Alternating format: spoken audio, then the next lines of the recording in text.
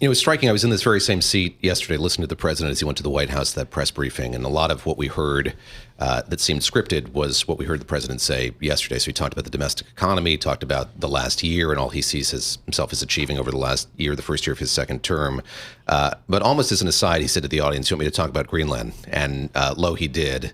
And as Scarlett pointed out, he referred to it as a piece of ice, cold and poorly located, that can play a vital role in world peace and world protection. And he, over the course of maybe 15 or 20 minutes, made the case for the U.S. acquiring that territory. Didn't say explicitly how he would go about doing that, as Scarlett pointed out. Said that the goal here for the U.S. is not to use force to do so, but said that he needs it for strategic international security. That's our territory, the president said.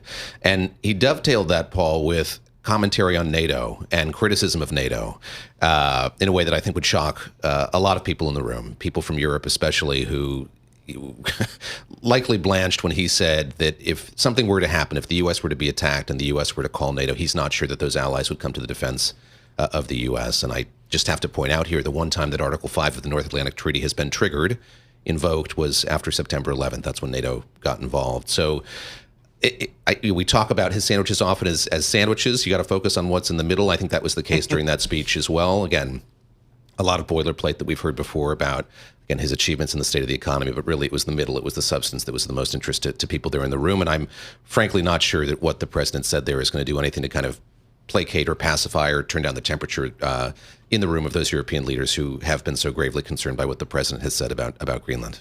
But it didn't seem to alarm investors, because we see equities higher right now. Mm-hmm. The S&P 500 up 0.7%. You're also seeing yields lower too, with the 10-year yield, marginally lower, but notably it's a negative sign in front of the movement there. So for investors, it wasn't alarming to the point where anyone needs to do anything.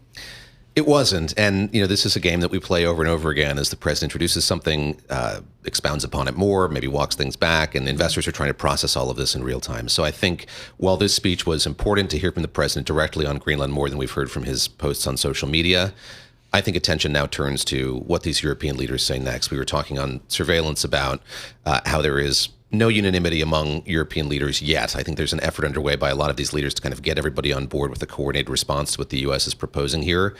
That's what I think we investors are going to be paying attention to in the days to come. But that's a structural weakness with Europe, right? That they can't get together and come up with a decision quickly.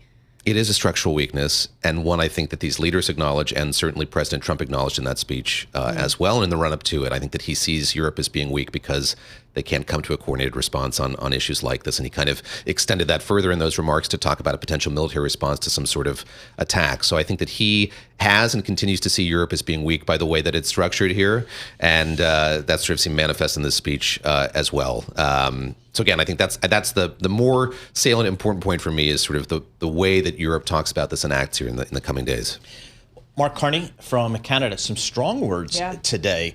How does that relationship, do you think, work between Canada and the European Union broadly defined? Because obviously there are some close ties there. But Mr. Carney had some pretty sharp rhetoric. Yeah, he delivered a very forceful speech in which he said we're in the midst of a rupture, not a transition. So he is not minimizing what's going on here. And I think you've seen him go back and forth to Europe a number of times since he started in the job as prime minister. He clearly has good relationships with many of these European leaders, both through his work in this job and certainly the job that he had before that when he was at the Bank of England. He knows a lot of these principles.